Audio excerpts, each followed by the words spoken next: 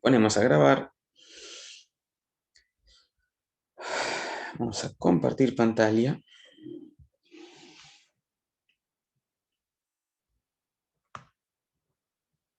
Y me voy a poner un costadito. Estimados y estimadas alumnos y alumnas del Instituto 19, este es el video correspondiente a la clase de este viernes. ¿Sí? Y si no me equivoco, hoy viernes, a ver, ayúdenme, viernes, hoy es viernes 11, correcto. Este video corresponde a la clase del viernes 11, tema marxismo. ¿Sí? Me estoy apoyando acá en otro material que después les voy a compartir, es el Manual de Economía de Santillana del año 1999, que me parece el manual más digno en cuanto al abordaje. Los otros manuales de economía o de economía política o de elementos de micro y macro, en fin, son muy pijoteros. Tengo además otros materiales que puedo dejar a vuestra disposición, sujetos a demanda, pueden ser no estrictamente, pueden ser videos también, ¿sí? Que pretendan de alguna manera ahondar un poquito más en este autor tan relevante, cuáles son las implicancias de sus ideas, por qué abarcó tantos campos, dirán ustedes, y por qué lo seguimos estudiando hoy. ¿Sí? Más o menos en contexto histórico, siempre cuando abordamos un autor, esto lo hemos dicho, nosotros estamos en la obligación de tomar el DeLorean, viajar a ese contexto histórico. ¿Sí? Filósofo, doctor en filosofía, que vivió entre los años 1818 y 1883. ¿Sí? Es un autor que leyó mucha economía política de su tiempo, leyó a Smith y leyó a Ricardo, a los cuales criticó, admiraba y criticaba. ¿Sí?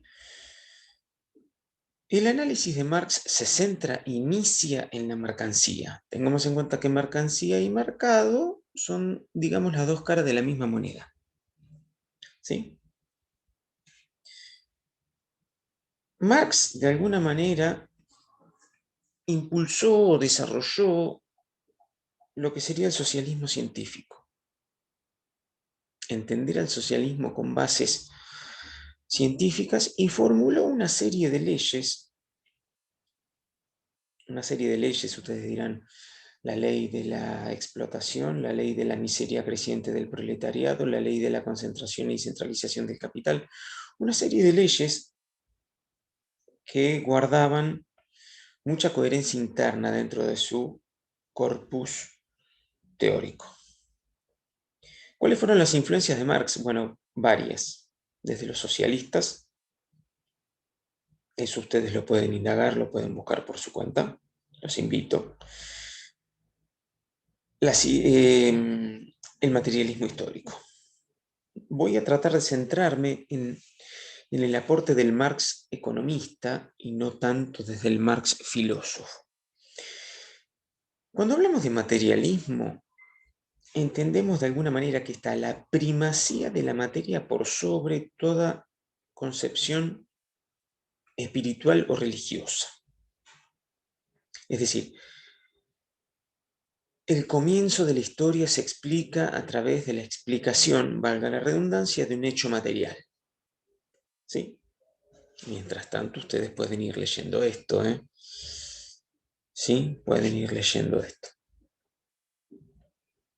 Ah, y otra cosita. Les sugiero humildemente que antes de ver este video, observen en mi canal de YouTube, hay un videito muy sencillo, muy breve, muy manual, muy, si se quiere, muy a mano alzada, a celular mano alzada, algunas cuestiones muy esenciales y elementales de Marx, ¿sí? De sus ideas, que vamos a tocar aquí también.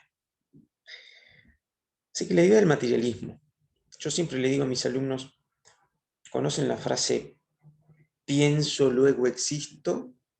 Sí. Bueno, con Marx es al revés. Con Marx, digamos, el pensamiento está subordinado a las condiciones materiales de vida del proletario. ¿Sí? Y tiene que ver esto una clara vinculación con la conciencia de clase. ¿Sí? Las condiciones materiales de mi vida determinarán o condicionarán, subordinarán mi pensamiento. ¿Sí? También Marx dice que el capitalismo es solo una etapa es algo transitorio. ¿Sí? En términos marxistas, el modo de producción capitalista es algo transitorio, es solo una etapa, no es el fin de la historia, no es el comienzo. Marx no naturaliza, como Smith, que habla de órdenes naturales, ¿se acuerdan?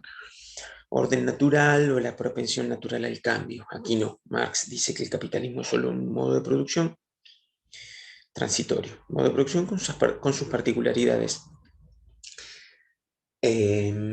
Y después, bueno, veremos lo que era estructura y superestructura, ¿verdad? Y por otro lado, toma de Hegel la dialéctica. Esto decir de que, a ver, hay una frase que yo también vuelco a mis alumnos como disparador o como introducción a Marx, es decir, que la historia es la historia de la lucha de clases, es decir, la historia avanza por conflictos, por antagonismos, ¿sí? Dentro de lo que se dice eh, tesis, antítesis y síntesis, ¿verdad? Bueno, eso quizá lo van a ver un poco más en profundidad en alguna materia vinculada con la filosofía de Marx, la filosofía marxiana, ¿sí? Así que bueno, esos son, digamos, los... Y otra cuestión muy importante y fundamental desde el punto de vista económico, la economía británica ricardiana. Es inspiración, es antecedente en cuanto a las ideas económicas de Marx, la economía política de Ricardo. Leyeron esto, después me lo comentan en algún foro, clase o encuentro sincrónico, me comentan esto que leyeron, ¿sí? Todo esto hace referencia a las condiciones o al contexto sociohistórico de Marx en su tiempo, ¿no? Este manual de alguna manera también me gusta porque es muy rico en imágenes como para visualizar esto, ¿verdad?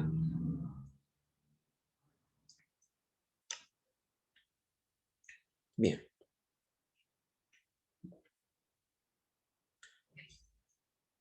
Para Marx dijimos que la historia, su análisis comienza en la mercancía. Y de ahí deriva su ley de plusvalía o explotación. ¿Sí?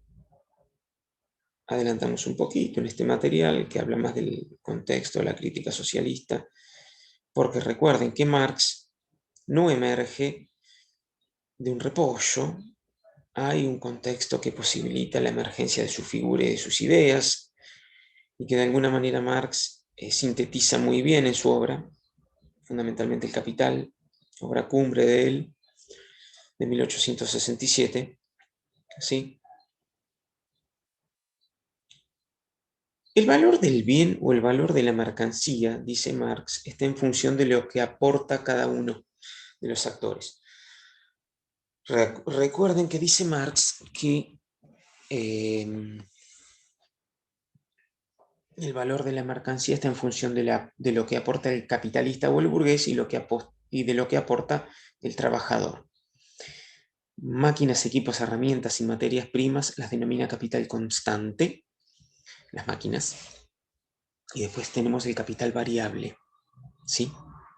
Que de alguna manera es lo que aporta el proletario. Entonces el valor del bien está en función de lo que aporta la máquina que es propiedad del burgués, ¿sí? Y lo que aporta el trabajador. ¿Cuánto aporta la máquina? ¿O cuánto aporta el burgués capitalista que pone a disposición su capital? ¿Sí? Bueno, lo que aporta la máquina está en función de lo que la máquina produce. Si la máquina, ¿sí? Acá tenemos habla del materialismo histórico y habla, acá tenemos una imagen de su obra cumbre, un facsímil de su obra cumbre, ¿sí? Capital, crítica de la economía política, ¿sí? Ese es el subtítulo de la obra, ¿no? Crítica de la economía política, crítica en el sentido más amplio de la palabra, obra de 1867. Esta es la primera versión que él vio, ¿sí? Y acá vemos una foto clásica de Marx y su amigo, compañero de lucha y mecenas, Federico Engels. Les repito, ¿cuánto vale un bien? Un bien para Marx vale lo que aporta el burgués capitalista y de lo que aporta el proletario. Capital constante. Bueno, ¿cuánto vale una máquina? La máquina vale lo que produce. Ejemplo, una máquina produce 100 viromes. La máquina tiene una vida útil de 100 viromes. O sea, una vez fabricada la virome número 100, la máquina, ¿sí?, dejó de ser, en términos contables, digamos, agotó su vida útil, ¿sí? Entonces, si en una jornada la máquina trabaja y produce una virome, lo que aporta el capital es una virome. El nuevo valor de la máquina al día siguiente serán 99 viromes. Entonces el capitalista, el burgués, pone el bien de capital a disposición del proceso productivo. Ese bien de capital fabrica una virome en colaboración con el proletario. Entonces lo que aporta la máquina es una virome. Y supongamos que el capital variable también aporta otra virome. Conclusión, el valor del bien es 2. Un ejemplo muy sencillo. Tomo este ejemplo del colega Gerardo de Santis, ¿no?, cuando explica puntualmente este tema. Entonces, el valor del bien son 2 viromes, 2. Una que pertenece al capitalista por aportar su capital, una virome, y la otra es la virome que aporta el proletario o trabajador. Entonces, ustedes dirían, ¿cuál es el valor de la virome? Fácil, 2. ¿Sí? Pero ese 2 se mide en hora trabajo, en hora de trabajo. ¿Sí? Vale 2.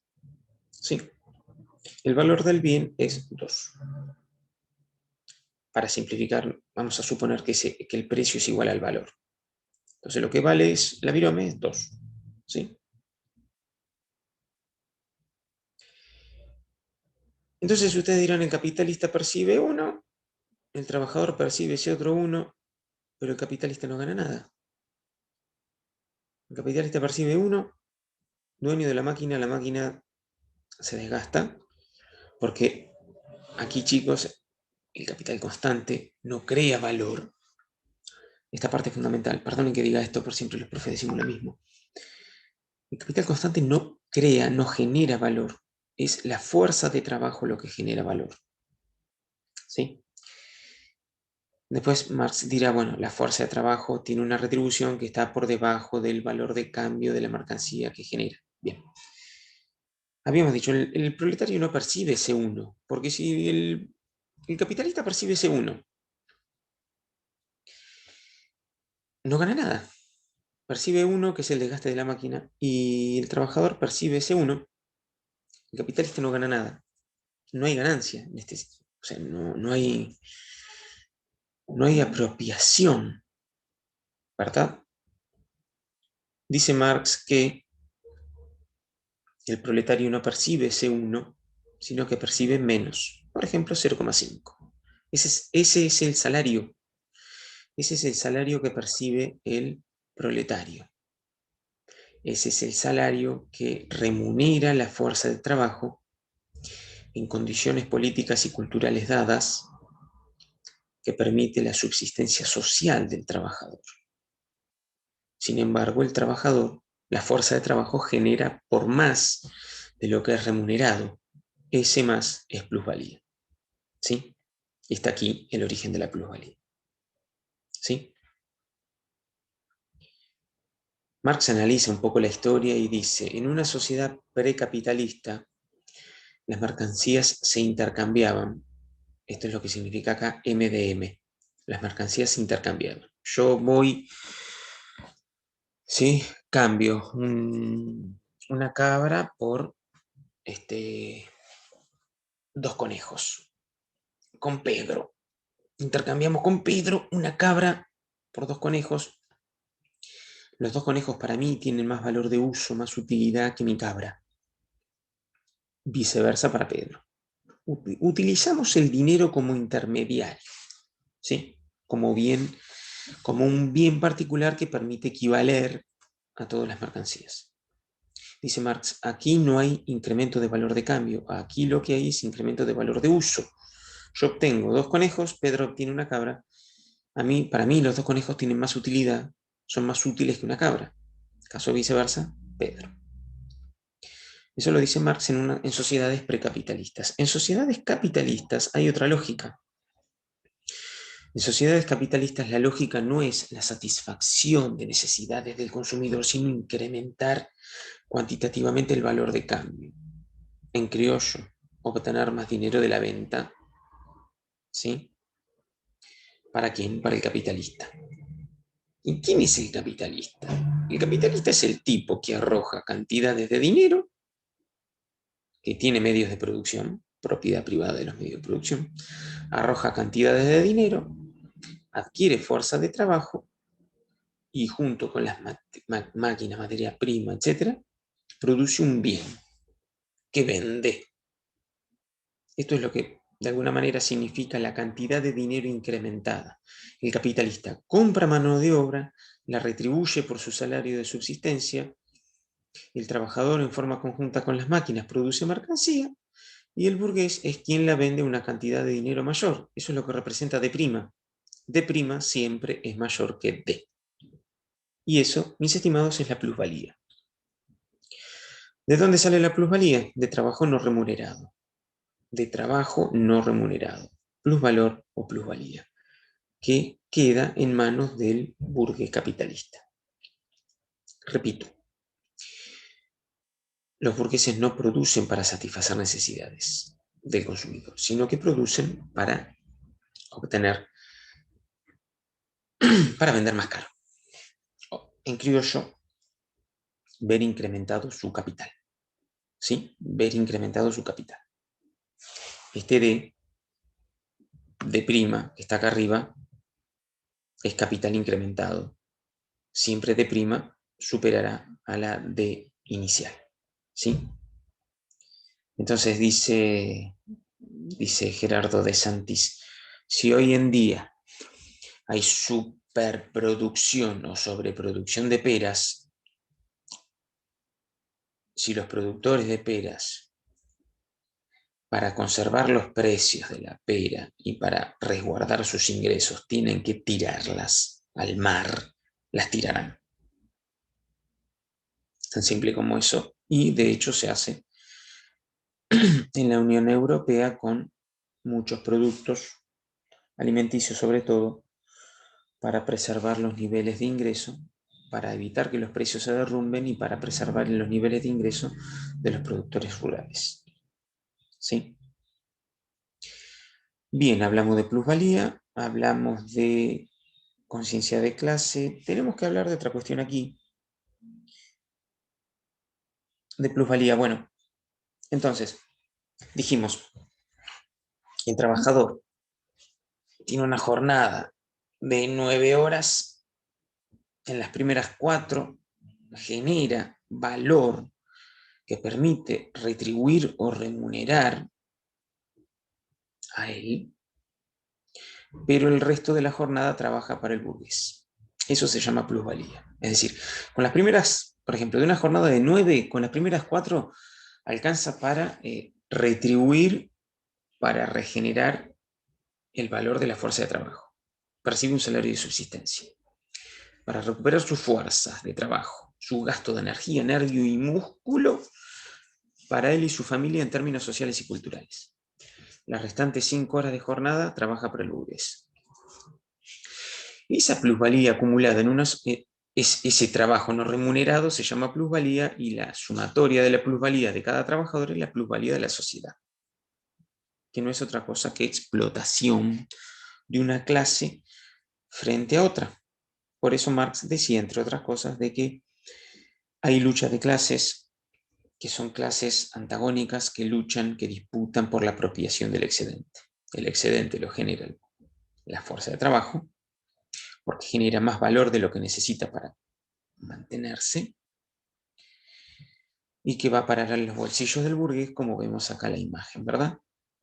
Una representación satírica del burgués. En este contexto lo que tenemos es, bueno, ¿qué puede hacer el burgués? El burgués puede, o bien, hacerlo trabajar más horas, extraer más plusvalía en términos absolutos. Le dice al trabajador, bueno, trabajas 9, ahora vas a trabajar 10. Ahí extrae más plusvalía en términos absolutos. O bien, puede extraer más plusvalía en términos relativos. ¿Cómo?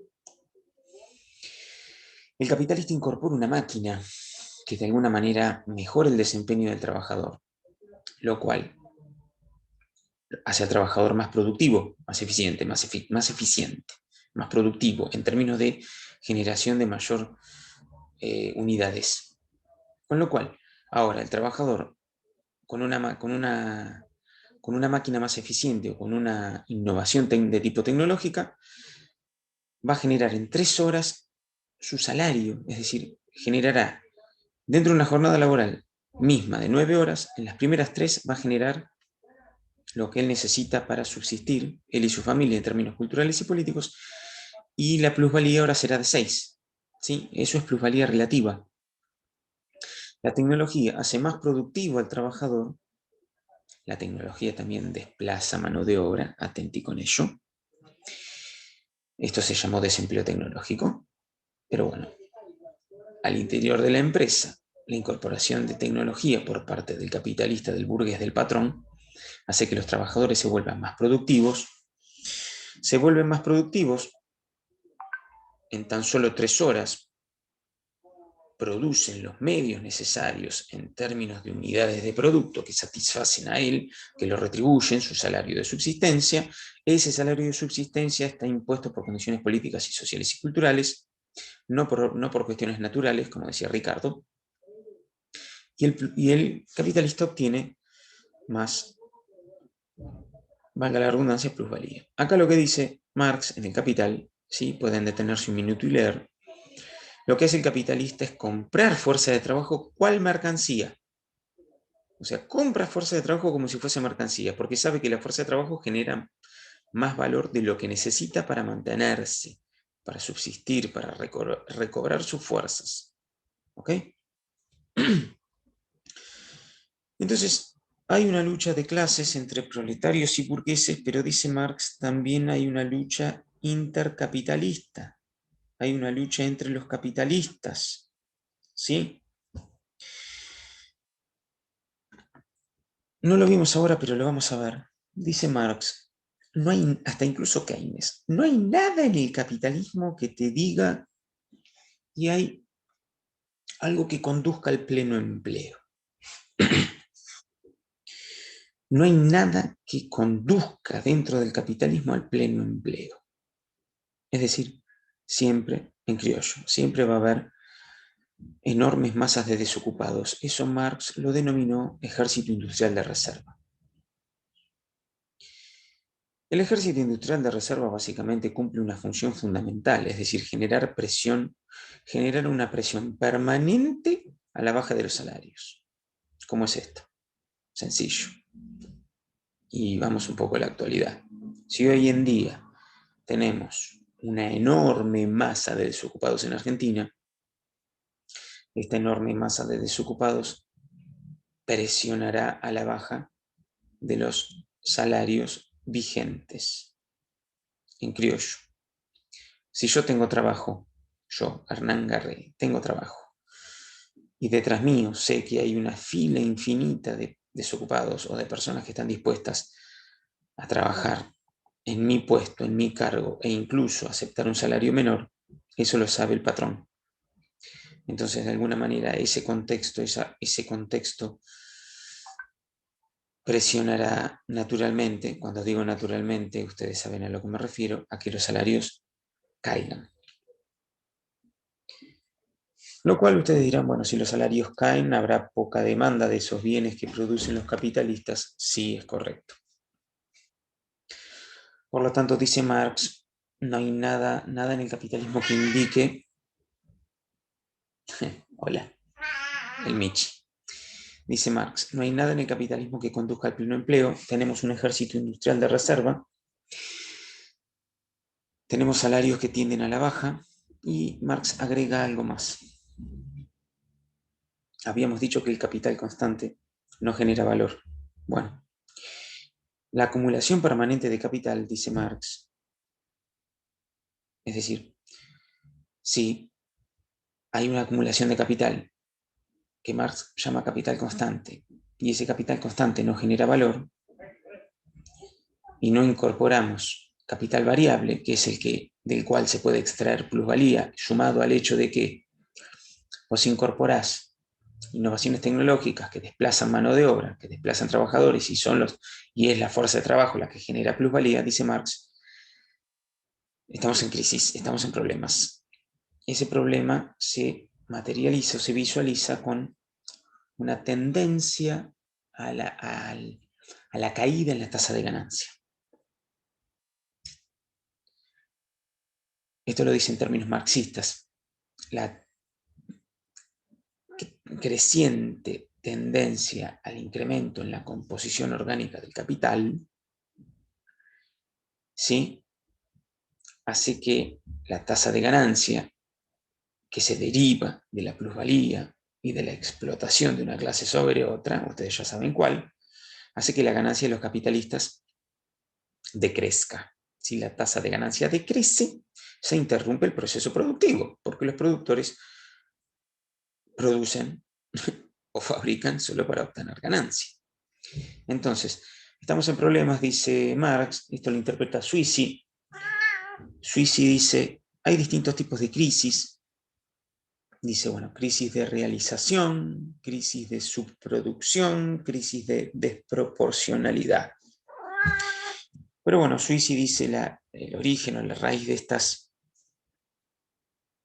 crisis, digamos, es la coyuntura, las crisis sucesivas que se van a ir generando, la creciente miseria de la clase proletaria, la competencia intercapitalista. Acá vamos a ver muy brevemente dos fenómenos que Marx hace referencia como proceso de concentración y centralización del capital, procesos que a priori pareciera que son análogos o equivalentes, pero no. ¿Qué es la concentración del capital? La concentración del capital es un proceso en el cual los actores económicos se vuelven cada vez más grandes respecto del mercado y se concentran. En criollo, el pez grande se come al pez chico. ¿Sí? Una empresa, qué sé yo, que fabrica lavarropas, se va haciendo cada vez más grande y va comprando a su competencia, comprándola o haciéndola fundir, digamos, ¿no? Entonces se va apropiando del mercado, va imponiendo restricciones, vende a precios bajos, trata de hacer fundir a la competencia, se llama concentración de capital. Y otro proceso que se llama centralización de capital es cuando, siempre lo digo en el aula, diversificar. Es decir, poner los huevos en distinta canasta. Esa empresa de lavarropas o de calefactores que habíamos dicho, se vuelve muy grande, se concentra, compra competencia, compra a sus rivales, hace fundir a sus rivales, pero también además de fabricar lavarropas, fabrica calefactores y lavarropas y ahora también fabrica cosechadoras y después compra campos, ¿no? Diversifica riesgo, pone huevos en distinta canasta. Entonces dice Marx, esa competencia entre capitalistas hace que se fundan pequeños capitalistas o se fundan pequeños productores. Esos pequeños productores van a caer a las filas del ejército industrial de reserva y cambiará su conciencia de clase, engrosando el ejercicio de desocupados. engrosando el engrosando el ejército industrial de reserva, bien digo. Estos proletarios, mejor dicho, estos desocupados, estos nuevos desocupados toman conciencia y estas sucesivas crisis tendrán como corolario final una gran crisis, una gran revuelta en el cual los proletarios, unidos siempre, ¿sí?, lograrán expropiar a través de una... ¿Qué creen? ¿Cómo creen que los proletarios se unirán y van a expropiar? ¿Cómo lo van a lograr? ¿Cómo lo van a lograr los proletarios? Les doy un pequeño multiple choice. Tomando té a las 5 de la tarde en un debate parlamentario con buenos modales con los burgueses o con una revolución sangrienta. Sí, dijeron bien, con una revolución sangrienta. Entonces, bueno, lo que dice Marx es que no se quiere eliminar el excedente, la plusvalía, lo que se quiere eliminar es el carácter privado de la misma. ¿Sí? Dictadura de proletarios será este nuevo, algunos autores dicen es un sistema, otros dicen que no. Dictadura de proletario o socialismo será el estado intermedio o el estado situación transitoria, camino final a comunismo.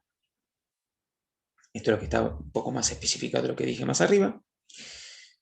Socialismo sería el estado intermedio, una transición camino al comunismo, ¿sí?, lo que augura o hace un poquito de futurología Marx. ¿Qué es el socialismo? El socialismo es una situación en la cual cada trabajador percibe de acuerdo a lo que produce, lo que genera. Mejor dicho, el lema del socialismo dice, cada trabajador percibe de acuerdo a lo que produce, ¿no? Y después otros autores que prosiguieron a Marx afirmaban que el comunismo de alguna manera devendría el comunismo en una situación en donde no hay opresión, no hay lucha de clases, hay plena libertad, y en el cual cada trabajador produciría según su capacidad, y cada trabajador y cada individuo percibiría de acuerdo a su necesidad. Sería como algo así como el reino de la igualdad, ¿no? Donde remarco esto de igualdad porque no habría lucha de clases. Entonces, si no hay lucha de clases, no habría necesidad de Estado. Porque recuerden que para Marx, ¿qué era el Estado? El Estado no mediaba, no intermediaba en forma, si se quiere, ecuánime o justa, sino que el Estado intermediaba a favor de la burguesía. El Estado era de alguna manera, el Estado se ponía la remera de la burguesía y gobernaba para la burguesía. Sería una suerte de, sí, eso, simplemente eso, sin eufemismos. El Estado gobernaba para la burguesía, defendía los intereses de la burguesía. Así que bueno, chicos, creo no haberme... acá estoy chequeando mi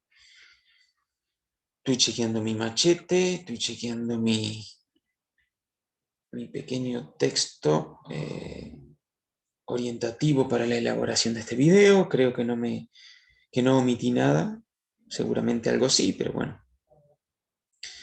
Este texto de alguna manera es lo mismo, es orientación.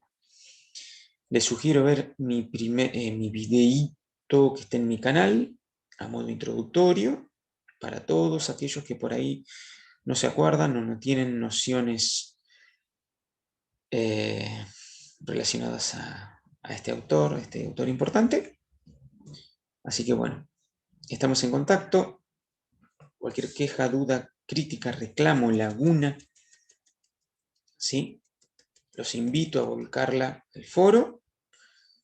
Y repito, esta es la clase, este es el video correspondiente a la clase del viernes 11, que retomamos a Marx. Recuerden que Marx era un autor, muchos lo consideran como un autor clásico dentro de la misma escuela clásica que ya venimos trabajando de Smith, fundador, Ricardo, continuador, y ahora Marx. Vamos a parar de compartir. ¿Sí? Detendremos la grabación. Aprovecho para saludarlos. Les mando un gran codazo. Les ruego. Quejas, críticas, reclamos, dudas, lagunas, las vuelcan las socializan, las comparten en el foro. Les mando un gran codazo y nos estaremos viendo en algún encuentro sincrónico que informaré a la brevedad o la otra semana. Dale, buen fin de chau chau.